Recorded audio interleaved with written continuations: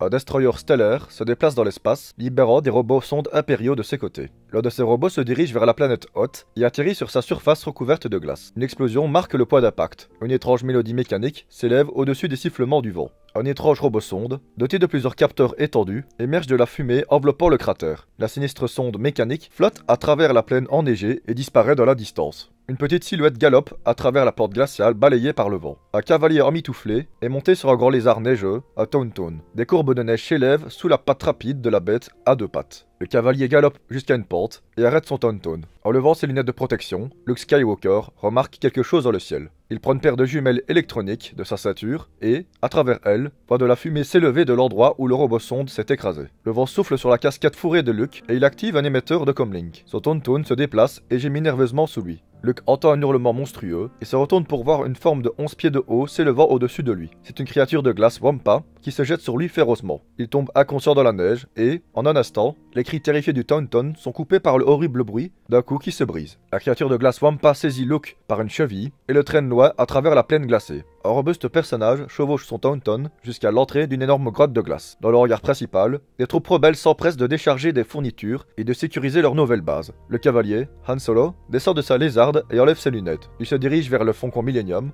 qui est garé parmi plusieurs chasseurs. Des mécaniciens, des unités R2 et divers autres droïdes se pressent. Han s'arrête devant le Faucon Millennium, où son copilote Wookie, Chewbacca, est en train de souder un élévateur central. Chewie arrête son travail et lève son masque, grognant un salut irrité à son patron.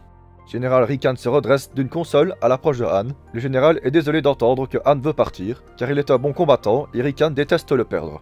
Han explique que le prix placé sur sa tête par Jabba le Hutt l'oblige à partir s'il ne veut pas mourir. Le général Rikan comprend, et Han et Leia échangent un au revoir froid avant que Han parte. Han et Leia sont dans un corridor de la base rebelle de Hoth sur la planète glacée. Han essaye de partir, et Leia lui demande de rester pour aider la cause rebelle. Han suggère que c'est à cause des sentiments qu'elle a pour lui, mais Leia nie. 3PO et R2D2 apparaissent, et 3PO dit à Han que Leia cherche à le contacter. Han se rend dans le hangar principal et trouve Chewie en train de démonter des leviers centraux. Un officier de bord arrive et Han lui demande s'il sait où est Luke. Il n'en sait rien et Han décide d'aller le chercher à 2 de Tauntaun avant que la température ne baisse trop. Luke est coincé dans une gorge glaciale, ses chevilles étant gelées à des stalactites. Il voit son sabre laser à quelques pas de lui, mais il est trop loin pour qu'il puisse l'atteindre. Il se concentre et parvient à faire voler le sabre laser jusqu'à lui, ce qui lui permet de se libérer. Au moment où la créature glacée surgit, il active son sabre laser et parvient à la blesser.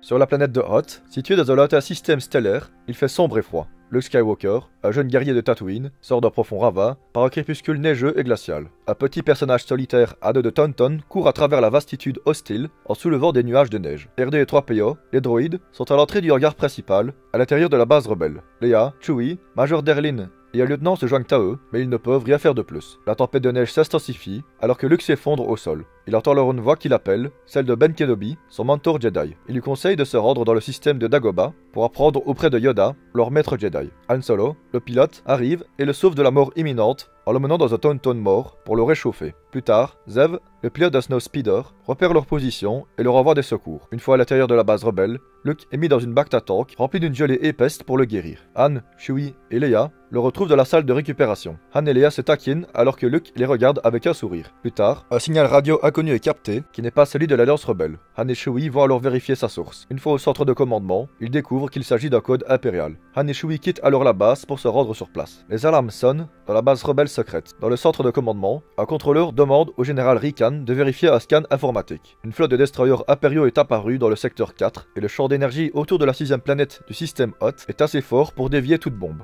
Dark Vador est sûr que Luke Skywalker est présent et ordonne aux soldats de se préparer pour une attaque au sol. Dans le hangar, Han Solo et Chewbacca tentent de réparer le droïde de levage du Faucon Millennium. Luke s'apprête à partir dans un speeder armé. Après s'être salué, le jeune homme se dirige vers sa destination, tandis que les pilotes se préparent pour le départ, et leur explique que le bouclier d'énergie ne peut être ouvert que pendant une courte période, et qu'ils devront rester très près des transports pour s'échapper. Le général Derling donne le signal de départ, et les pilotes s'empressent de trouver leur poste. Alors que les soldats et équipements sont évacués, le bouclier est activé et le vaisseau de Vador est repoussé. Les rebelles s'échappent à temps et la bataille pour la liberté commence. En cette journée glaciale, les troupes rebelles s'affairent à la préparation de leur base pour l'attaque imminente de l'Empire. Alors que des soldats se positionnent dans une tranchée de neige et que d'autres chargent des batteries dans une tourelle, les contrôleurs sont tendus et le général Rikan tente d'empêcher la peur de se manifester. Le transport et les 2 chasseurs escortants sont prêts à partir, mais ils sont repérés par un immense destroyer impérial qui se dirige vers eux. La base rebelle active alors le canon ionique qui les tire de ce mauvais pas. Malheureusement, les écrans de protection ne résistent pas à la vue des marcheurs impériaux qui se préparent à attaquer. Les troupes rebelles installent leurs armes et Luke et Dak, son équipier, se dirigent vers leurs chasseurs-neige. Les chasseurs-neige s'élancent alors pour affronter les marcheurs qui avancent et Luke mène ses coéquipiers dans une mission dangereuse pour tenter de les arrêter. Malgré les tirs des marcheurs et leurs armures impénétrables, Luke et Dak parviennent à blesser le général Verse, mais pas à stopper les marcheurs. La base rebelle doit alors se préparer à la bataille. Lors d'une bataille intense sur la planète Hoth, Luke Skywalker et Rogue Leader, un autre Snow Speeder, volent en formation serrée vers le marcheur impérial alors que des explosions éclatent autour d'eux. Malheureusement, Dak, le tireur de Luke, est tué et Luke se retrouve seul. Wedge, le vol Rogue 3, arrive alors pour aider Luke et tire une arbalète vers le marcheur. Après un tour réussi autour du marcheur, Luke couvre Wedge et la harpon est lancée. Le marcheur est alors pris au piège et s'effondre. La base rebelle se réjouit de cette victoire, mais leur joie est de courte durée. Des troupes impériales sont entrées dans la base et le code d'évacuation est donné. Han Solo trouve Leia et Trapeo et les aide à rejoindre leur transport. Ils quittent alors la base pour échapper aux forces impériales. Les troupes rebelles se replient sous la puissance terrible de l'assaut impérial. L'officier donne l'ordre de se replier et les soldats s'enfuient du champ de bataille alors que le sol explose autour d'eux. 3 marcheurs impériaux, tirant des lasers, avancent vers le QG des rebelles. Ces derniers voient des machines menaçantes se rapprocher de plus en plus. Sur le champ de bataille, Luke voit un pied de marcheur se relever et passer au-dessus de lui. Il regarde le sous-ventre de la machine et, encore en sous-aile, il lance son harpon avec une corde qui s'attache à la coque. Luke se hisse le long de la corde et parvient à un petit sas. Il sort une mine de son cou et la jette de la machine. Luke commence à descendre, mais il s'évanouit lorsqu'un gigantesque pied passe à côté de lui. Le marcheur s'arrête et une explosion se fait entendre avant que le mécanisme interne soit répandu par tous les orifices. La machine s'effondre et fume. Le général Veer se prépare à tirer sur les générateurs d'énergie rebelles. Les rebelles sont repoussés par l'assaut impérial et Han, Leia et 3PO courent vers le hangar principal où se trouve le Faucon Millennium. Alors que 3PO est laissé à l'extérieur, Han et Leia montent à bord et Chewbacca s'assure qu'ils sont prêts à décoller. Les Stormtroopers pénètrent dans le hangar, mais le Faucon parvient à les repousser et s'échappe. Luke et 2 autres pilotes regardent le vaisseau s'envoler et se dirigent vers leur X-Wing pour s'enfuir. Luke décide alors de se diriger vers le système de Dagobah et quitte la planète en pilotant manuellement son vaisseau. Alors que le Faucon Millennium s'échappe de Hoth, il est poursuivi par un Star Destroyer et 4 chasseurs TIE. Han et Leia découvrent dans le cockpit que les poursuivants sont en fait 2 Star Destroyers. Pour éviter la collision, Han prend des mesures drastiques et tente de s'échapper en vitesse lumière. Malheureusement, le hyperdrive est endommagé, ce qui réduit leur chance de s'échapper à 3720 pour 1. Dans un moment de défi, Han décide d'essayer quelque chose d'insensé, entrer dans une zone d'astéroïdes. Malgré les protestations de Leia et les statistiques de 3PO, ils entrent dans la zone et réussissent à s'échapper. Le Faucon se dirige vers la tempête d'astéroïdes et, alors que le vaisseau complète son virage, les astéroïdes commencent à foncer vers les vitres de la cabine de pilotage. Un grand astéroïde s'éloigne à grande vitesse de la trajectoire du Faucon. Plusieurs astéroïdes, plus petites, heurtent le gros astéroïde, provoquant des petites explosions à sa surface. D'autres astéroïdes de toute taille passent dans toutes les directions, certaines entrent en collision et explosant. Le petit Faucon Millennium vire autour d'une grande astéroïde et fonce à travers la pluie de rochers, suivi par 4 chasseurs TIE qui se faufilent entre les astéroïdes. Han remarque alors quelque chose sur sa vision principale et pousse son fidèle Wookiees en le pointant du doigt. Le Faucon se dirige vers un grand cratère et disparaît. Les murs sont à peine visibles alors que le vaisseau vole à travers l'ouverture en forme de tunnel. Une petite grotte apparaît sur un côté du cratère et le Faucon tourne, ralentit et se glisse dedans.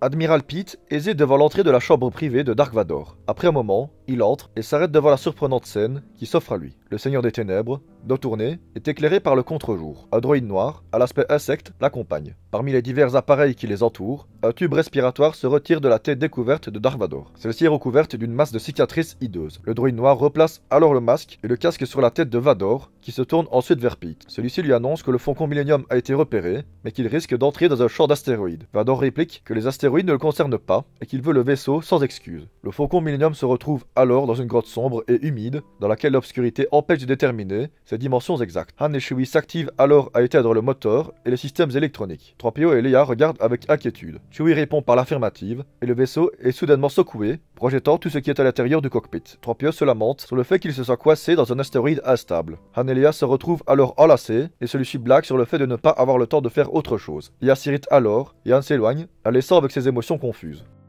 Han Solo et Leia se retrouvent dans le Faucon Millennium, où 3PO s'efforce de comprendre un dialecte mystérieux. Han propose que Chewie remplace un couplage de puissance négatif et aide Leia à remplacer des valves qu'elle était en train de souder. Bien qu'elle les repoussait, Han continue à lui montrer de l'affection et lui dit qu'elle aime les vilains. Désemparée, elle s'approche de lui et il l'embrasse passionnément. Cependant, 3PO les interrompt et annonce qu'il a isolé le couple inverse de flux de puissance. Han et Leia reprennent leurs activités, laissant leur moment partagé suspendu entre eux. Dans un champ d'astéroïdes, le vaisseau impérial de Dark Vador, le Star Destroyer, traverse le vide en cherchant sa proie. Sur le pont de commandement, Vador se tient à la fenêtre et contemple le spectacle des astéroïdes qui s'entrechoquent. Les hologrammes de 20 commandants de bateaux s'affichent devant lui, dont celui de capitaine Nida, le commandant du Star Destroyer qui est à la poursuite du Faucon Millennium. L'admiral Pete et Annette se tiennent derrière le Seigneur Noir. Nida informe Vador que le Faucon a disparu des radars et Vador répond qu'il est toujours en vie et qu'il faut tout faire pour le retrouver. Le vaisseau de Vador s'éloigne alors des autres pour établir une communication avec l'empereur. Dans sa chambre privée, Vador se prosterne devant l'hologramme du souverain qui lui annonce qu'une nouvelle menace plane, Luke Skywalker. Vador s'exclame qu'il s'agit seulement d'un garçon et que Obi-Wan ne peut plus l'aider. L'empereur affirme que la force est puissante en lui et qu'il ne doit pas devenir un Jedi. Vador propose alors de le rallier à leur cause, s'il est possible de le retourner, à quoi l'empereur répond par l'affirmative. Vador conclut alors que Skywalker se joindra à eux ou périra. Leia se trouve dans le cockpit du Faucon Millennium, entouré par un champ d'astéroïdes, et se trouve face à une créature mystérieuse. Après avoir été alertés par un bruit, Han et Chewbacca se dirigent vers l'extérieur du vaisseau pour découvrir ce qui se passe. Ils découvrent alors un Minoc qui est rapidement éliminé par Han. Le groupe se rend alors compte qu'ils sont à l'intérieur d'une limace gigantesque de l'espace et que ses mâchoires sont en train de se refermer sur le vaisseau. Ils réussissent à s'échapper de justesse et se dirigent vers l'espace. Le Seigneur Vador se tient à l'arrière de la passerelle de son navire spatial, entouré par un groupe hétéroclite d'hommes et de créatures. L'amiral Pete et deux contrôleurs se tiennent à l'avant de la passerelle et scrutent le groupe avec dédain. Pete annonce qu'ils n'ont pas besoin de cette racaille et que les rebelles ne leur échapperont pas. Un second contrôleur les interrompt et indique qu'ils ont reçu un signal prioritaire du destroyer stellaire Avenger. Vador propose alors une récompense importante pour celui qui trouvera le Faucon Millennium. Le Faucon Millennium traverse l'espace profond, poursuivi de près par le destroyer impérial, et doit éviter un énorme astéroïde qui roule rapidement vers lui. La petite navette bifurque pour éviter le géant, et des roches plus petites s'écrasent sur sa surface, puis elles foncent sous l'astéroïde, qui explose sans danger sur la coque du vaisseau colossal. Han tente de s'échapper, mais le destroyer impérial continue de le frapper violemment, provoquant une énorme explosion près de la cabine de la navette. Il corrige l'angle de son navire et décide de tenter une attaque directe. Han décide alors de mettre toute la puissance de le bouclier avant et se dirige vers le pont du destroyer impérial. Dans un mouvement inattendu, le faucon vire et s'échappe. Dans la salle de contrôle, Vador accepte les excuses du capitaine Nida, qui s'effondre devant lui. L'admiral Pete et ses capitaines s'approchent alors et lui disent que leurs sondes n'ont rien trouvé. Vador leur ordonne alors de calculer toutes les destinations possibles des rebelles. Le Avenger se dirige dans une direction opposée, tandis que le Faucon Millennium, qui s'était caché à son flanc, s'envole. Dans sa cabine de pilotage, Han Solo parle à Leia des différents systèmes qu'il pourrait visiter et les arrête finalement sur le système d'Anowat. Il décide alors de se rendre à Bespin, la colonie minière gérée par Lando Calrissian, un vieil ami de Han. Le Avenger commence alors à jeter sa cargaison et le Faucon Millennium se fond dans la masse. Boba Fett apparaît alors et commence à poursuivre le vaisseau rebelle, mais le Faucon s'enfuit à toute vitesse et s'évapore dans l'espace. Dans le système de Bespin, le puissant vaisseau pirate du capitaine Han Solo s'avance vers la planète rose. Deux nuages, formant un canyon, accompagne le vaisseau jusqu'à la cité des nuages. Les deux voitures nuageuses ouvrent le feu et le vaisseau est secoué. Han tente d'expliquer à l'interphone qu'il est à la recherche de Lando Calrissian et, finalement, obtient la permission de se poser. Lorsque Han et sa bande arrivent à la plateforme, Lando les attend. Les deux anciens amis s'accueillent chaleureusement, puis Lando remarque Leia. Han explique que le vaisseau a besoin de réparation et Lando leur propose son aide. Les voyageurs suivent alors Lando à travers le couloir de la ville, le capitaine et lui discutant de leur passé. C'est alors que 3PO, resté en arrière, entend les sons de R2 et s'aventure dans une pièce adjacente. Il est immédiatement détruit par un tir laser et le groupe continue, ignorant cela. Han et Lando parviennent dans une salle et sont accueillis par un groupe d'hommes armés. Lando explique à Han que sa présence est liée à des problèmes avec le crime organisé. Leia se promène avec agitation dans ce quartier à Cloud City, habillée d'une belle robe et de ses cheveux retenus par des rubans. Han arrive et lui annonce que le vaisseau est presque fini et qu'ils pourront bientôt repartir. Cependant, ils n'ont toujours pas aperçu ou entendu parler de 3PO. Han décide alors de s'entretenir avec Lando pour en savoir plus. Dans une pièce remplie de déchets, Chewie découvre 3PO en pièces détachées et tente de lui récupérer sa tête. Une fois de retour dans les quartiers, le Wookiee montre le robot à Leia et Han essaye de le réparer, mais en vain. Lando apparaît alors et invite Han, Leia, ainsi que Chewie à partager un repas. Dans la salle à manger, la petite troupe est surprise de trouver Dark Vador et Boba Fett. Han tente de leur tirer dessus, et son arme se retrouve vite dans les mains de Dark Vador. Celui-ci les invite à partager le repas, et Lando avoue ne pas avoir eu le choix de les inviter. Les choix ont des conséquences. Han Solo a été capturé en raison de son passé de contrebandier et de sa dette impayée envers Jabba le Hutt. Ses choix antérieurs ont fini par le rattraper, mettant sa vie en danger. Les amis de Han Solo, en particulier Luke Skywalker et la princesse Leia, mettent tout en œuvre pour le sauver. Ils risquent leur vie pour lui, soulignant l'importance de l'amitié et de la loyauté. Dark Vador, l'ennemi juré des héros, révèle des motivations plus complexes que la simple ambition de pouvoir. Il est déterminé à trouver et à convertir Luke Skywalker à sa cause, faisant de lui un personnage plus nuancé. Les revers peuvent conduire à la croissance. La capture de Han Solo et la bataille sur la planète de glace Hoth ont été des revers pour l'Alliance rebelle, mais cela les a également forcés à se réorganiser et à trouver de nouvelles stratégies pour vaincre l'Empire. En fin de compte, la morale de l'histoire de la capture de Han Solo dans l'Empire contre-attaque est que les choix ont des conséquences, mais la loyauté, l'amitié et la persévérance peuvent aider à surmonter les obstacles et à vaincre les ennemis. Merci pour le visionnage. À nouveau, n'hésitez pas à vous abonner pour aider la chaîne à se développer, et à bientôt pour une nouvelle histoire.